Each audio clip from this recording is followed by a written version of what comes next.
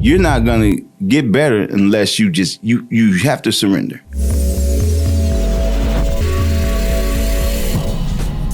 Welcome to St. Patrick's Center's More Than a Soup Kitchen podcast. We're on the show today. We have military veteran, father, husband, and St. Louis preacher, Milano Mitchell.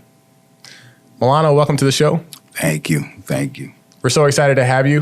So excited to talk about your experience as a St. Patrick's Center client, which is awesome. We want to learn about that first person experience, what brought you to St. Patrick's Center and how you're doing today. So thank you so much for joining us. You got it. So I want to start the show by talking a little bit about your upbringing. I know you were raised on the South Side, St. Louis. So can you tell us a little bit about what it was like growing up on the South Side? Well, I grew up on the South Side of the city of St. Louis. Well, they were called the nearest South Side because it's actually kind of midtown where I grew up. I come up in a very good home, very good family. It was very neighborhood friendly. The neighborhood I grew up in, everybody knew everybody, man. And it was like, my grandmother, my family was already instrumental in the neighborhood, and known in the neighborhood from a very large family, the Mitchell family, the Lees, so the Millers. So we're all interconnected. So we had a very large family. And my mother was successful. My mother was a worker, homemaker. So my dad wasn't there. But my mom was very instrumental in getting us where we need to be, So I'm just thankful, man. I'm thankful. Most of my problems didn't happen until I became a teenager and a young adult. So you had a pretty average upbringing, pretty normal average, upbringing like everybody else? Normal, just like everybody else, man. It was good, man. It was fun loving. My family's from the South. So we were, I got a lot of old values. Wasn't a lot of messing around. You were, do what you were told and, take care of business. All right, here's a St. Louis question for you. What school did you go to? With okay. Well, I started at Tucson Louverture Middle School.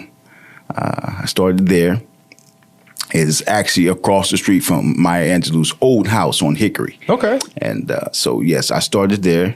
From there to Garfield Middle School in Wyoming and Jefferson. From there, I went to Siegel Middle, then back to Tucson Louverture in the 6th, 7th, and 8th. From there, I graduated and went to Parkway South Senior High School. Parkway South, there we go. And okay, a Parkway South plug. Shout out to Parkway South. Yes, Patriots. There you go. I always love asking that question. That's the most St. Louis question you can ask somebody. It is. Yes. From here. And Brandon, you're not even from here. You already know. Right. I don't know why. It's a thing. Oh, that's awesome. Your story of bouncing around from school sounds a lot like my mom and dad. I know they grew up in the city as well, and that was a similar experience. Yes. What did doing that at a young age, bouncing around from school to school, how did that affect you in building relationships? Well, in the inner city schools, I was among people, the South Side is very mixed, so I was comfortable with mixing with all races, and different kinds of people. But when I made my transition from middle school to high school, it was a totally different cultural shock from going from the inner city. And I was a part of the DSEG program, so I was able to go to a county school and play some ball, and I'm going to say this, but, the guys was like, hey, man, they got better uniforms in the city. So I was like, okay, go to the county school. But I did get a great education at Parkway South. When did you decide to join the military? Was it right out of high school? Okay, that's another story. I left high school and I had a choice of several different colleges. At TSU, Fisk University, and then I had the choice to go to Lincoln or either Southeast Missouri State. So I did not want to go too far away from my family because I had never been away from my family. So I chose to go to Southeast Missouri State University, which is South 55 straight shot. I can get back and forth. Somebody from St. Louis goes to SEMO, so I get a ride. There you go. So I was, I wanted to do that. So I enrolled in, I wanted to do administration of criminal justice, and then I was geeked up about the military. So my minor was military science. So I was in the ROTC, junior ROTC program at SEMO. Okay. So when school fell through for me, partying and pledging and stuff like that, when school fell through for me, I had the military to fall on.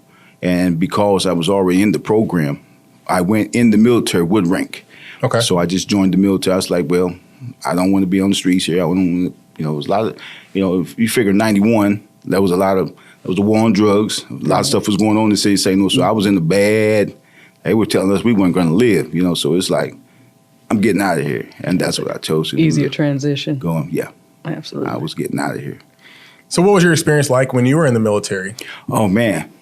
My first day there, I was met by the drill instructors. Of course. Everybody on the plane I didn't realize it when I transferred my flight in South Carolina from North Carolina to South Carolina. I didn't realize that everybody on the plane, they had connected us from all over the United States, and we ended up on one flight. All going to the same and I'm place. like, I'm hearing people like, huh? So they're not just flying, they're going where I'm going. And so as soon as that plane landed there they were. The DIs were right there. Get off them. I'm like, man, I'm not even on your base yet. Oh, what'd you Doesn't sign up matter. for, huh? And I told them, and that's exactly what happened. Absolutely. I went in the bathroom when I got to the base, and I asked myself, what did you do? What did you do? And I told myself, well, you're here now, man up. And from that point, I had a great experience in the military. I tell you, man, if I could, I would go back, because of the travel, the experiences, the people you meet. To me, it was just a great experience, man. So how similar was your Navy experience? It wasn't that bad. Mine began at the Met Center. Once I did my testing, did the ASVAB, and my scores came back, they were all vying for my attention. Okay. So I got wined and dined by everyone from the Marines to That's awesome. the Army, Air Force, Navy, and so yeah, it was really down to the Army and the Navy. And I went with the Navy because of my friend. But then I actually went back to re-enlist, and I was actually going to re-enlist in the Army. In the Army. Okay. So what took you to the Army? Well, first of all, I mean, the Navy, loved the Navy. Didn't like the uniform. I don't like bell bottoms. I just was one of those guys. Boo! No shots fired. Yes, they was. I heard them. I counted 6 shots. It was 6 of them. So I didn't. And then I could swim. But I can't drink all that water. It's just was something about being out there on the ship. Hey, no, I can't do that. You need some land. I need to run when it's time to run. Okay. So it wasn't the Navy. The Air Force, didn't think the Air Force offered enough action for me. What was your role in the Army? Well, I had several roles in the Army. When I enlisted, a lot of the guys, when I enlisted, I got there and they tried to change my MOS. I signed up to be a cook. I didn't want to die. Yeah. So I get there. They say, you're not a cook. They said, you're infantry first. I'm like, man, look. So I have a drill sergeant. I remember his name, Drill Sergeant Reeder. We went on the night course. And my team was the only team that survived the night course without having the laser gear and all that. He says, man, he comes in and he says, man, I looked at your file, man. You're not a cook, man. You should just go Ranger. You should just go. And I'm like, he's a Ranger. Mind you, he's vetting me now. He's like, man, look, you're wasting your time. You need to just go ahead and do this, do this, do this. It's like, we can get that changed right now. It's like, Nah.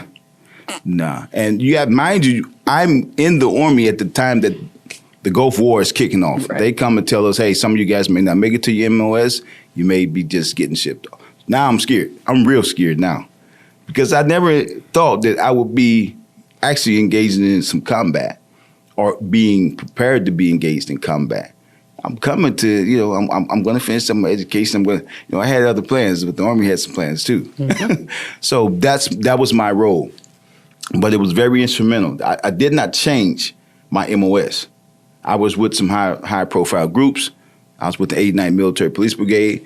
I was with the 10th PSYOP Station here, which is under SOCOM Special Operations Command out of Fort Bragg. So I was attached to a lot of different groups. So the cooking part was like, no, we need you to do this. We need you to do that. It was like, but when you're attached to those high-powered groups, those airborne groups, hey, the commander has that option for you. So I was thankful. I was instrumental in doing that. And that job, mind you, being a cook, I left the military, and I've been in that field for over 25 years now, and that's what has me where I am today. So, okay, so let's transition just a little bit. Mm-hmm. We're going to talk about your experience being homeless. Oh. Okay.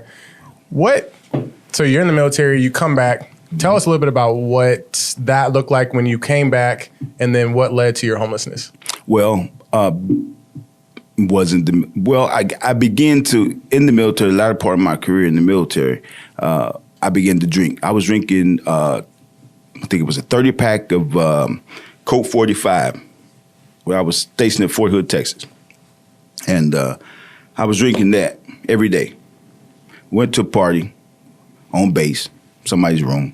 Hey, I did something. Actually, I'm going to say, I urinated over the balcony. Soldiers told on me. Commander brings me in. They send me to ADAP. ADAP says, okay, you're going to go to some treatment here. That was my first experience. Like, am I drinking too much and I'm forgetting, having blackouts, not, forgetting what I'm doing, and so they put me on these pills, anti-abuse pills. If you take the pill and you drink, it makes you real sick. Hey, man, I took it. No, don't like it. I want to drink. So that was my first experience.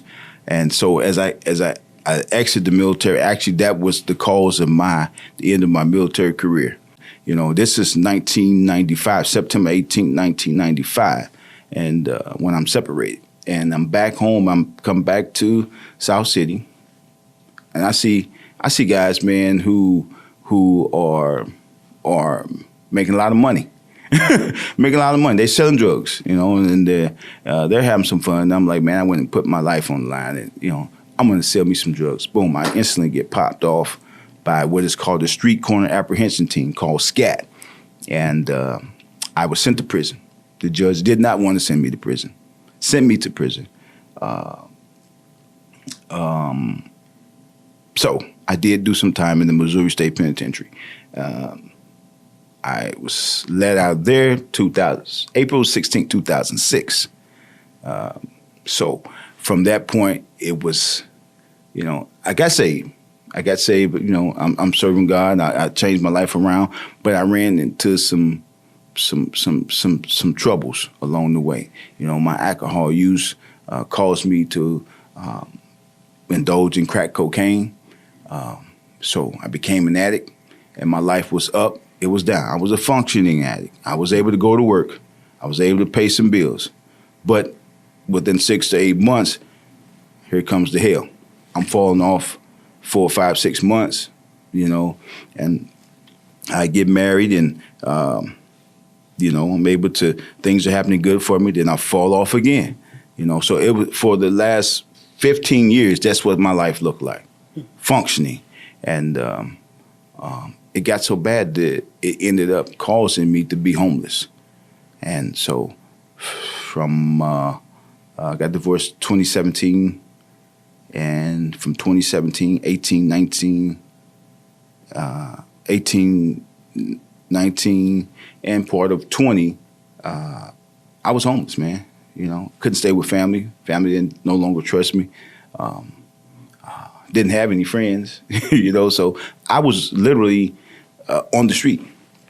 And so being homeless, I never thought I would be there. But the addiction brought me to a place of despair. And so I was there, man, having to fend for myself, man. So it was. We talk a little bit about the support system that, that a lot of folks need in order to overcome homelessness, right? And you being from St. Louis, and as you just mentioned, you had a support system, but you said they didn't trust you. Well, yeah. Well, after you have disappointed, my family were expecting. I was a good football player. Everybody, and I play baseball. People expect it. I mean, I'm talking about just that good to probably be pro. So just that good, just that good. It was my thing. It was something that I'd done. Some people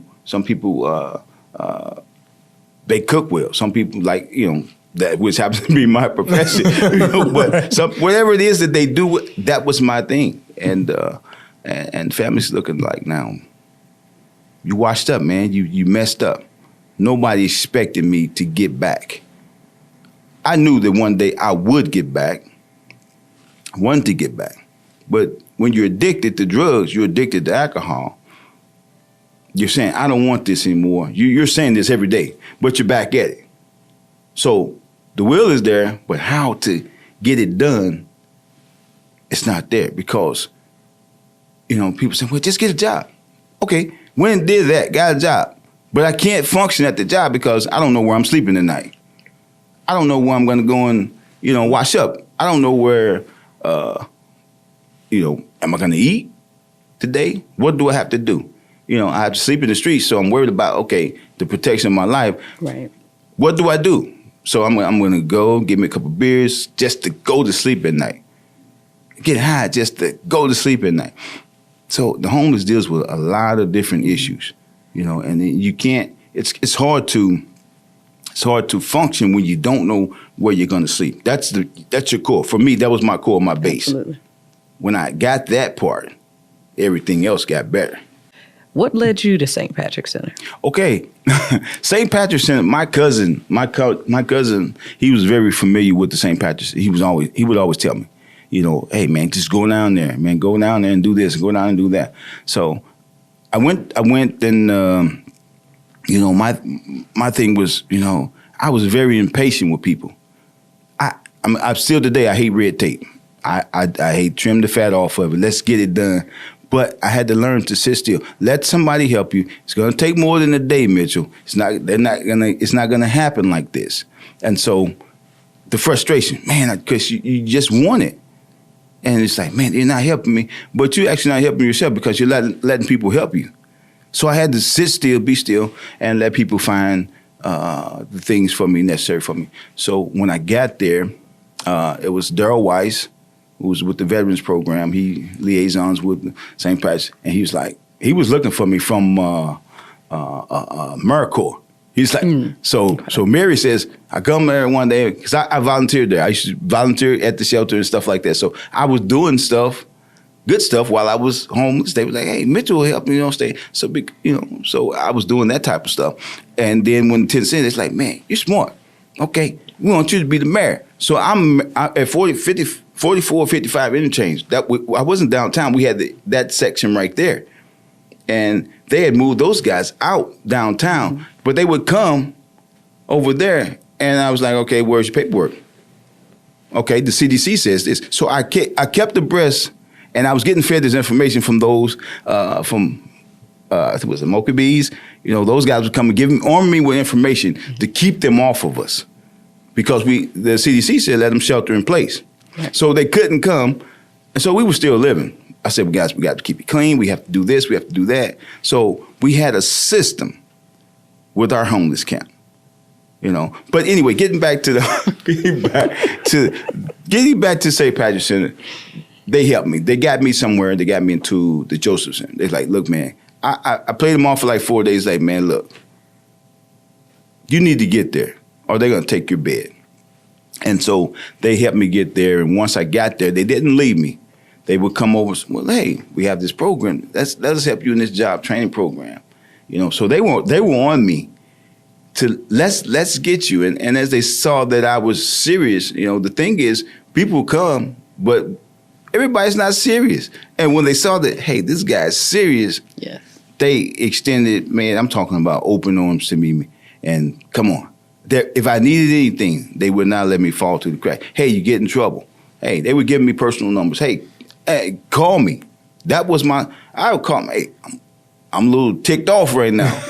And it's like, okay, go ahead, tell me about it. Right. So it was my support system. I didn't have to go and drink.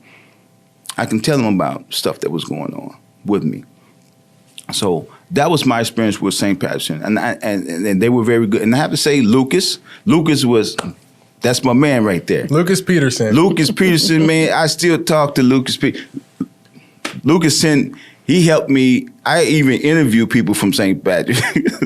so to work with you, right? Yes. Yeah, yes, that's awesome. Yes, I can't wait to talk about yes, that. Sending some of my ladies down. Yeah, send them. So now I'm hiring people. So now I'm liaisoning with them, and even they were like, "Man, we got jobs at St. Patrick's. Don't you go ahead and fill out for one?" I'm like, so how much is it paying? I'm not gonna get that up. But anyway, St. Patrick's has been good to me, man. It was good help for me. Good. You said that it took you a couple of days to actually accept the bed at that shelter. And one thing that a lot of folks don't know is, and what people say is, why don't they go find a shelter? Why don't they go stay in a shelter? Why are they staying on the street? Can you explain why it took you a couple of days to actually go into the shelter from the homeless encampment? A lot of the homeless, I can say for me, it was giving up my freedom. It was giving up my freedom because I've been to several shelters. Some of them I just wouldn't go to because they had people working, and a lot of people, let's just be honest, a lot of people don't like the homeless people, and some homeless people give homeless people a bad rap. Yeah. So I didn't want to go because I'm like, man, if I go in here, I'm already here, they're gonna lock me down, man. I can't. They're telling you off the bat, you're not going anywhere. 30 days. Yeah. I'm an addict, man. I'm like, no, okay. So that was my reluctancy until I realized that, man, you're not gonna get better unless you have to surrender. And that was my key. When I was ready to surrender. Now, I took that drink. I rode that bus, got those bus tickets. I took that drink, but I said, this is going to be the last one. I told myself that. And as I got there, I happened to walk into a meeting. So fine. Did they tell you not to come like that? And I'm like, no, but I'm an addict. But nevertheless, the Josephs, they helped me. So it was the reluctancy to giving up my freedom.